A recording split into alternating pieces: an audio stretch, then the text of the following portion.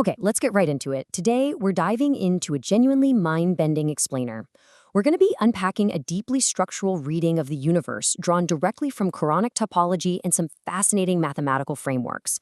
The big takeaway here?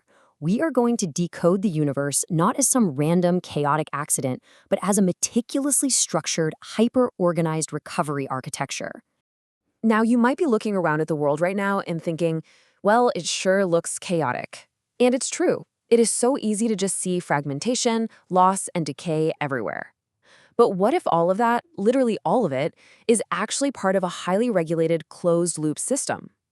The core premise we are exploring today is that reality itself is a living mathematical operating system. What if existence is actually running a hidden recovery code designed specifically to bring all those scattered fragments back into perfect alignment? To really grasp this, we have to look at the master equation that is embedded deep within the source material, the 2, 3, 2, 7 framework. Now don't worry, we aren't just talking about abstract math here. Think of this sequence as the fundamental four-stroke engine of existence. Reality doesn't just spontaneously happen, it follows a precise, repeating pattern. First, it splits into duality. That's our first 2. Then, it traverses and builds form. That's the 3. After that, it undergoes an intense internal crisis or test, the second 2. And finally, it reaches a stabilized return, the 7. So it's not a straight line, it's a simultaneous, continuous cycle of manifestation and reintegration. Here is our roadmap for this explainer. We'll start with the first split, move into traversal in time, tackle the internal crisis, unlock the activation protocol, and finally wrap up with a stabilized return. Okay, section 1, the first split and the emergence of dual fields. So this represents that very first 2 in our cosmic code. Reality absolutely does not start as stable, static matter. If we look at verses like 41:11, it presents heaven as its undifferentiated smoke, and 39:67 shows creation folded entirely within a divine grasp.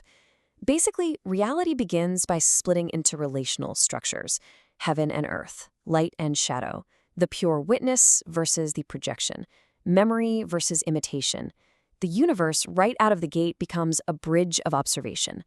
This initial duality is absolutely crucial because it creates the necessary tension for anything to exist at all. It sets the whole stage. Moving right along to section 2, traversal and time, the engine of human descent. This brings us to the 3, the recursive motion of traversal.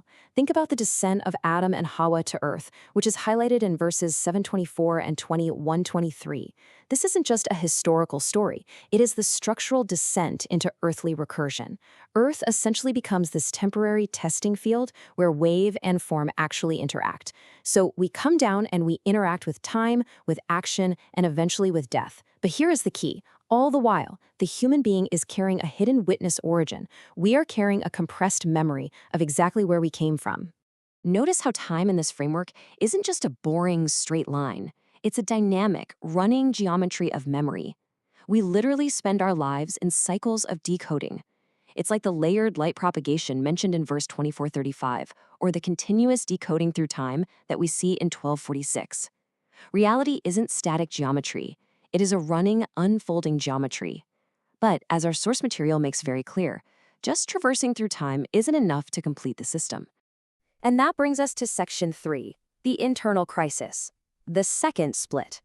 Now we hit the ultimate crisis, the point where the self essentially divides. On one hand, we have Taghūt. This is constructed authority replacing divine alignment. It's manufactured meaning, exactly like the golden calf described in verse 2088. It's the ego basically running on autopilot, which verse 3420 describes as humanity recursively following illusion. But opposite to all of that stands the buried witness. This is the preserved memory, the direct covenant with the source that gets pushed down and suppressed beneath all our daily noise, our fear, and our inherited societal systems. This buried witness represents the deepest compressed tension in the entire system. The source material brings up a very specific, powerful verse for this, 81:8, and when the buried girl is asked. Now, this isn't just a condemnation of a horrific historical practice.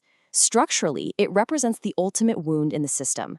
The buried girl represents the receptive life, the pure signal, silenced and shoved into the dirt.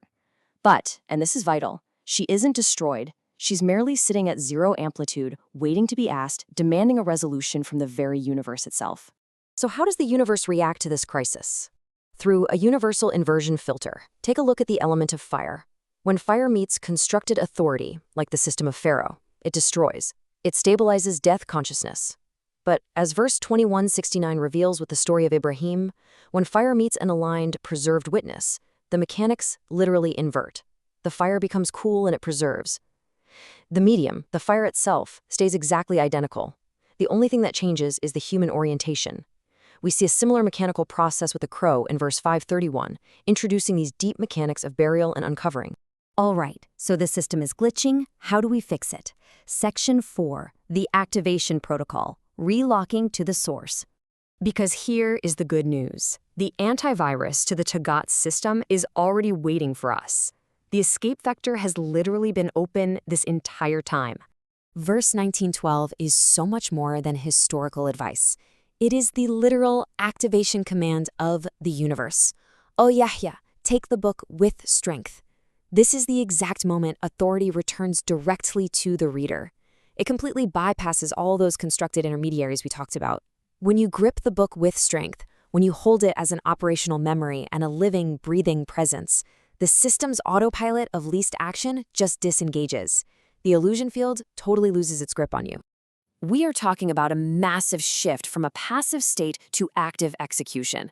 In the default state, before activation, we're just wandering around in intoxication and blindness. But upon activation, that internal record wakes up. It mirrors verse 81:10, where the pages are spread open. You suddenly realize, exactly as verse 36:3 points out, that you are the central axis of this unfolding process.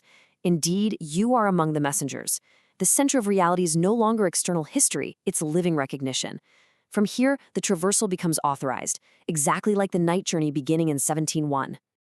Which brings us to the end game. Section 5, the stabilized return, the final state. That 2-3-2-7 structure we started with, it guarantees mathematically and structurally that the dispersed particles of reality will ultimately unify. 7 is not annihilation, it is stabilized return. Through what the sources referred to as the Ahmed function of verse 61:6, a return signal restores that original alignment. It's a closed-loop system where everything that was dispersed is commanded to recompose.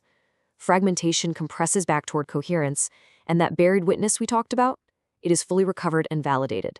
Because when the reader recognizes their identity within the living system and holds the book with strength, they qualify for this ultimate cosmic inheritance. It is the direct promise of verse 21:105 that the righteous shall inherit the earth. The seventh state is the grand resolution. The universe of bifurcation proves beyond a shadow of a doubt that it is not chaos. It is a flawless, beautifully designed recovery architecture. So I'm going to leave you with this final provocative thought, straight from the activation code of 1912. The mathematical engine of the universe is running. The escape vector is wide open. In a universe that is just waiting for alignment, what is your next move? When will you hold the book? Thank you so much for joining me on this explainer. Keep learning, keep aligning, and I'll see you next time.